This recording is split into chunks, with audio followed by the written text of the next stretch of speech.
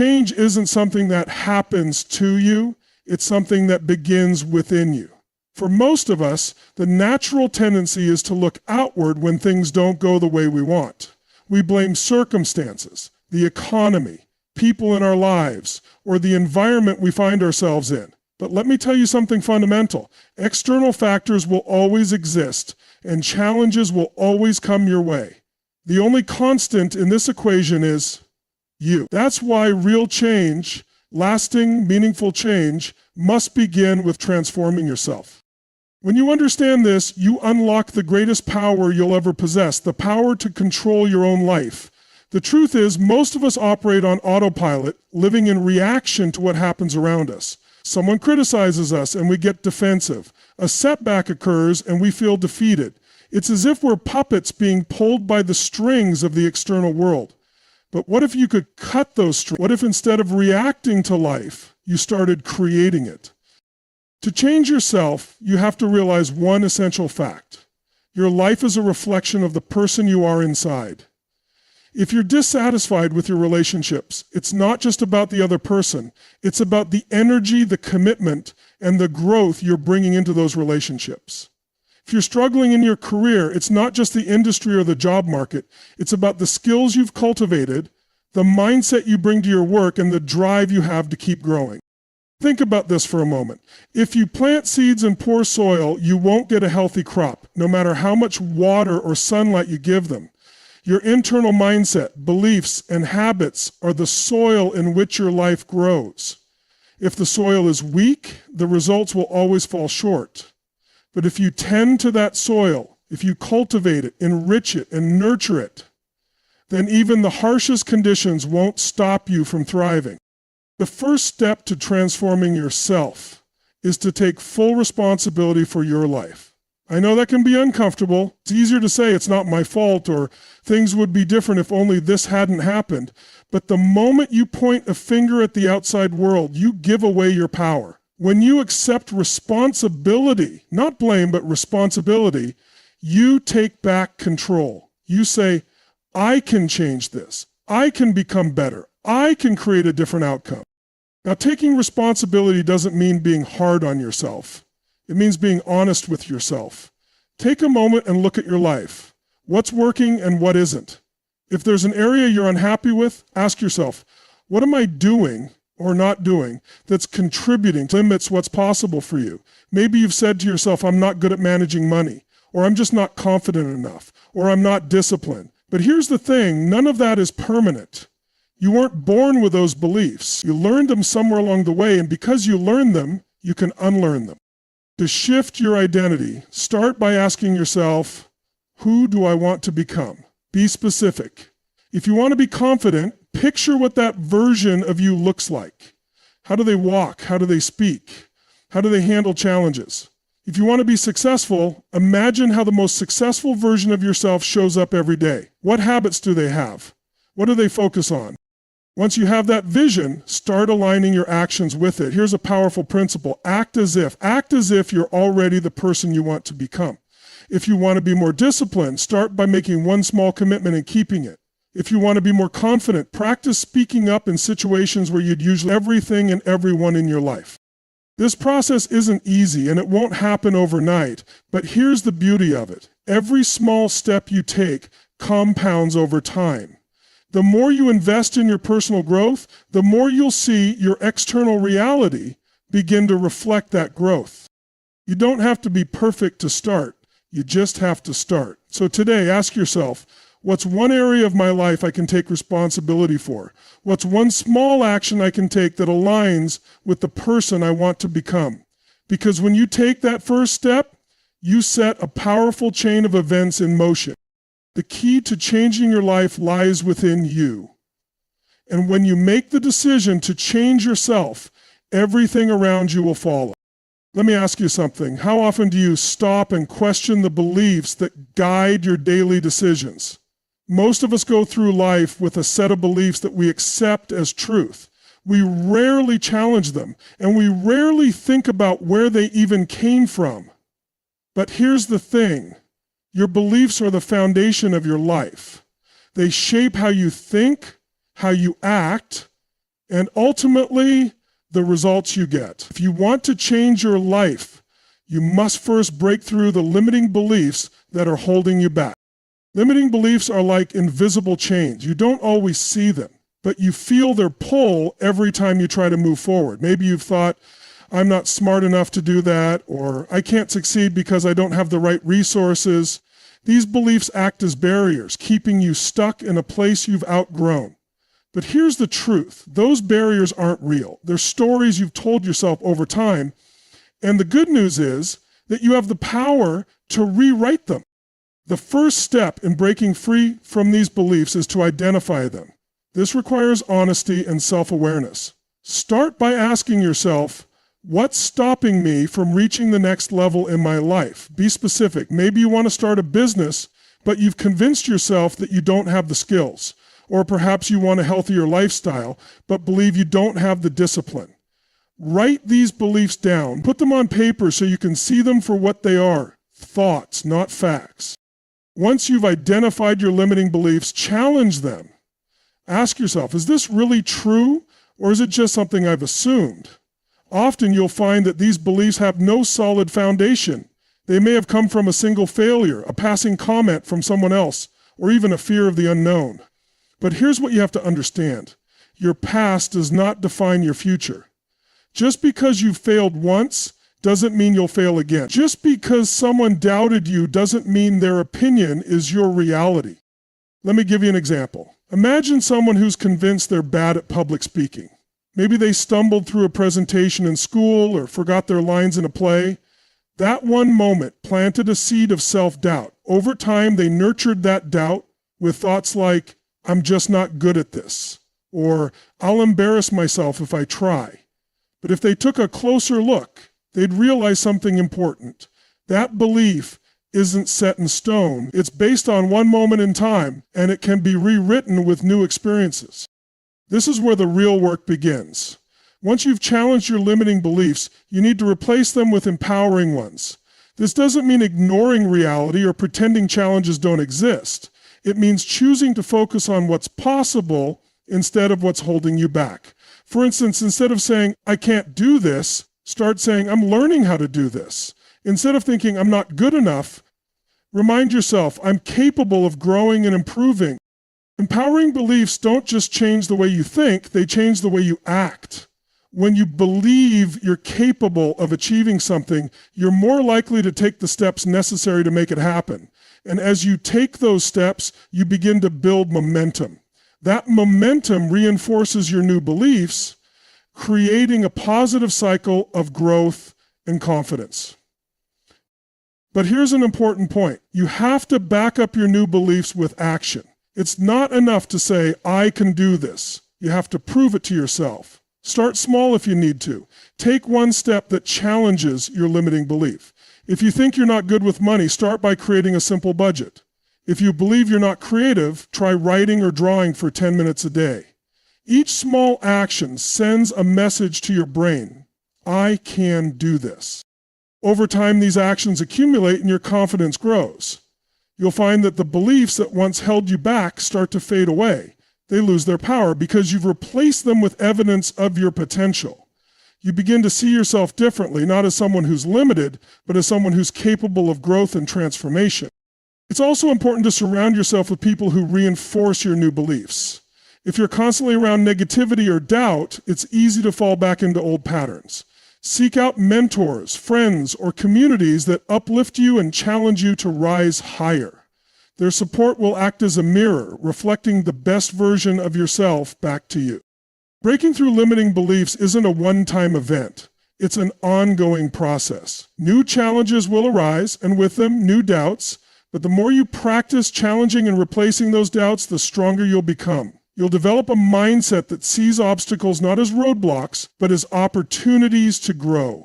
Remember, your beliefs shape your reality. If you want a better reality, you must start by believing in a better version of yourself. It's not about being perfect, it's about being willing to challenge what's been holding you back and taking the steps to move forward. The only limits in your life are the ones you allow to exist. So today, take a moment to ask yourself, what beliefs are keeping me from the life I want. And then commit to breaking free, because when you change the way you think, you change the way you live. And that's where transformation begins. If there's one thing I want you to take away today, it's this: nothing changes without action. You can have the most inspiring dreams, the clearest vision, and the best plan in the world, but without action, none of it matters. Action is the bridge between where you are now and where you want to be. It's the catalyst that takes an idea and turns it into reality. Yet for so many people, taking action is where they get stuck. Why? Because action requires effort, courage, and the willingness to step into uncertainty. The truth is, most of us hesitate to act because we overthink. We wait for the perfect time, the perfect conditions, or the perfect opportunity. But here's the reality: there's no such thing as the perfect moment. If you wait until you're ready, you'll be waiting forever. Progress doesn't come from perfection, it comes from movement. Even if you don't have all the answers, even if you feel unsure, you must start, because starting creates momentum, and momentum creates progress. One of the most common reasons people avoid taking action is fear. Fear of failure, fear of rejection, fear of making the wrong decision. But let me ask you this: what's scarier, trying and failing, or staying exactly where you are for the rest of your life? Failure isn't the enemy, inaction is. When you take action, even if it doesn't work out the way you hoped, you gain something invaluable. Experience. You learn what works and what doesn't, and you grow stronger in the process. Inaction, on the other hand, leaves you stuck in the same place, wondering what could have been. Think of action as a muscle. The more you use it, the stronger it becomes. At first, it might feel uncomfortable. You might stumble, fall, or make mistakes, but every step you take builds resilience, confidence, and capability. Over time, what once felt difficult becomes second nature. The key is to keep moving, even when it feels hard, even when you're unsure of the outcome, because every step forward, no matter how small, is a step closer to your goals. Now let's talk about consistency. It's not enough to take action once or twice and then stop. Real change requires sustained effort over time. Imagine planting a seed in the ground. You can't just water it once and expect it to grow. You have to nurture it consistently, day after day. The same is true for your dreams and goals. Whether it's building a business, improving your health, or transforming your relationships, the results you want won't happen overnight. They require a commitment to showing up and doing the work, even when it's not easy or convenient. Here's something else to consider. Action doesn't have to be perfect to be effective. So many people get caught up in the idea of doing things the right way that they never actually get started. But perfection is just a myth we tell ourselves to avoid taking risks. The truth is, imperfect action is better than no action at all, because even if you don't get it right the first time, you can always adjust and improve as you go. The important thing is to get moving. Clarity often comes from action, not the other way around. Another powerful aspect of action is its ability to build confidence. Confidence isn't something you're born with, it's something you develop through experience. Every time you take a step forward, even if it's a small one, you prove to yourself that you're capable. That proof builds trust in your abilities, and that trust fuels even greater action. It's a positive cycle that starts with a single decision to act. But what about when you face setbacks? Because let's be honest, action doesn't always lead to immediate success. Sometimes you'll encounter obstacles.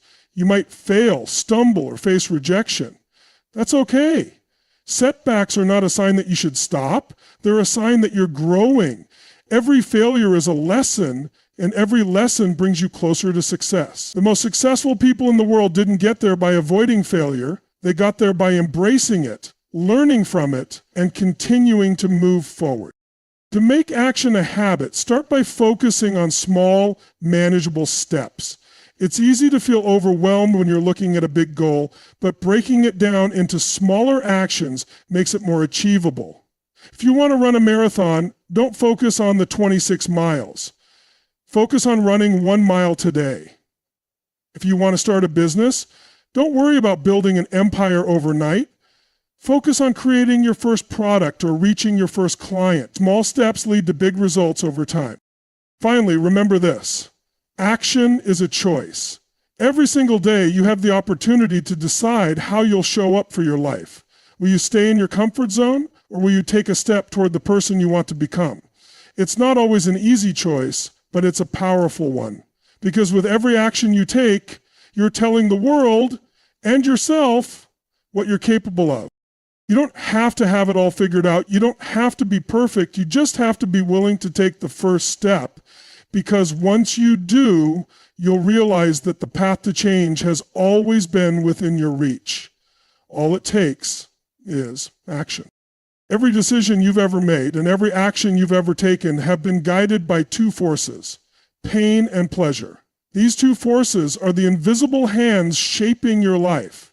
They dictate your choices, your behaviors, and ultimately the results you achieve.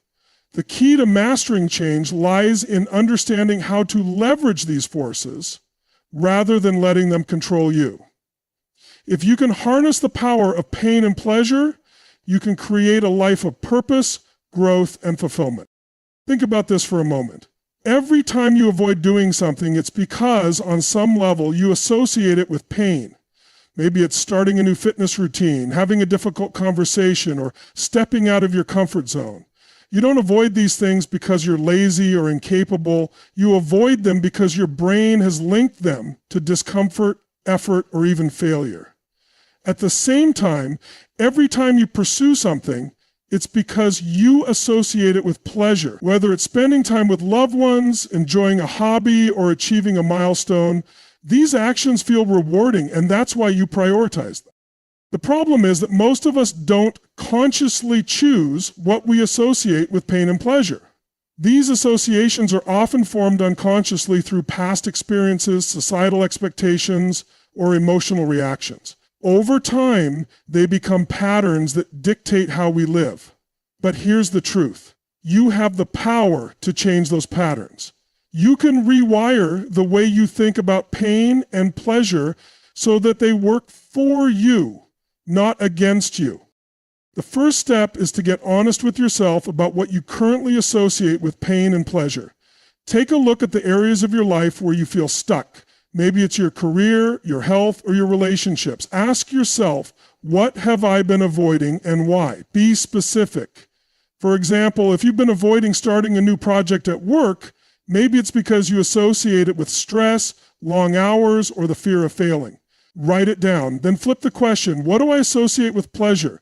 Maybe it's the comfort of staying in your current role, the predictability of your routine, or the temporary relief of not having to take risks. When you see these associations laid out, you'll realize something important. They're not fixed. They're just stories you've been telling yourself. And because you created these stories, you have the power to rewrite them. The next step is to attach massive pain to staying where you are and massive pleasure to taking action. This is where transformation begins.